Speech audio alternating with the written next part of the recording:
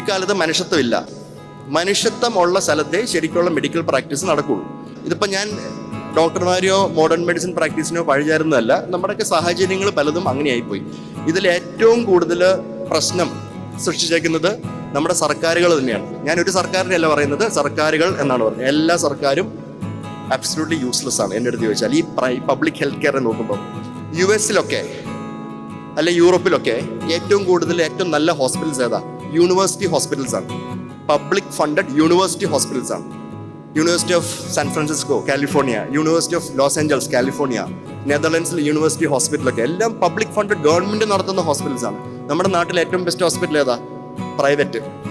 അവർ investment നടത്തും, അവർ profit മാത്രമേ നോക്കത്തുള്ളൂ. ഇപ്പൊ കൂടുതലും പ്രൈവറ്റ് ആശുപത്രികൾ നോക്കി നടത്തുന്നത് ഏഞ്ചൽ ഇൻവെസ്റ്റേഴ്സും പ്രൈവറ്റ് ഇക്വിറ്റിക്കാരാണ്. നിങ്ങൾക്കറിയാം, ഇവിടെ കുറെ വലിയ വലിയ ഹോസ്പിറ്റലൊക്കെ വിറ്റുപോയി. അതൊക്കെ ഏറ്റെടുത്ത ആരാ? പ്രൈവറ്റ് ഇക്വിറ്റിക്കാരാണ്. പ്രൈവറ്റ് ഇക്വിറ്റിക്കാർ എന്താ നോക്കുന്നത്? അവർ മനുഷ്യത്വമില്ലാത്തവരാണ്, അവർക്ക് പ്രോഫിറ്റ് മതി.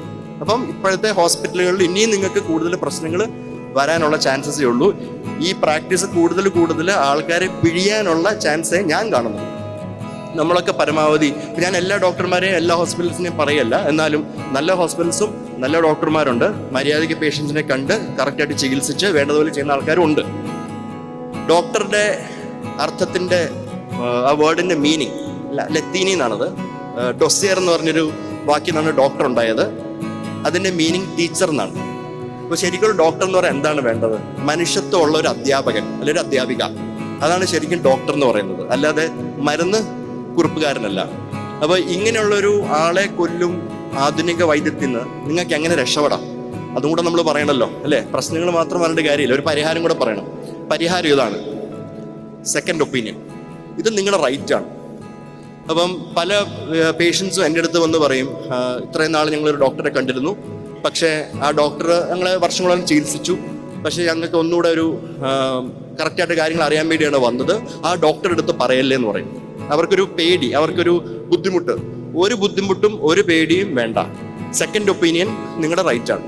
അതായത് ഒരു ഡോക്ടർ പറയാണ്, പിത്തസഞ്ചിയിൽ കല്ല് കണ്ടു, നിങ്ങൾക്ക് സർജറി വേണം. വേറൊരു ഡോക്ടറിനെ പോയി കാണണം. കേരളത്തിലെ ഒരു പ്രത്യേകത എന്ന് പറഞ്ഞാൽ ഡോക്ടർമാർക്ക് അങ്ങോട്ടും ഇങ്ങോട്ടും ഒട്ടും ഇഷ്ടമില്ല, ഭയങ്കര ഈഗോയാ. അപ്പോൾ ഒരു ഡോക്ടർ ഒരു സാധനം പറഞ്ഞാൽ മറ്റേ ഡോക്ടർ വേണ്ടെന്നേ പറയുള്ളൂ, പക്ഷെ വേണ്ട കാര്യങ്ങൾ വേണമെന്നും പറയും കേട്ടോ. അതുകൊണ്ട് എപ്പോഴും ഒരു സെക്കൻഡ് ഒപ്പീനിയന് വേണ്ടി നിങ്ങൾ മുൻകരുതലെടുക്കണം. ഇത് നിങ്ങളുടെ റൈറ്റ് ആണ്. സെക്കൻഡ് ഒപ്പീനിയൻ, തേർഡ് ഒപ്പീനിയൻ എടുക്കാം കേട്ടോ. അങ്ങനെയുണ്ടെങ്കിൽ മാത്രമേ ഈ ആളെ കൊല്ലുന്ന ആധുനിക വൈദ്യത്തിൽ നിന്ന് നിങ്ങൾക്ക് രക്ഷപ്പെടാൻ പറ്റുള്ളൂ.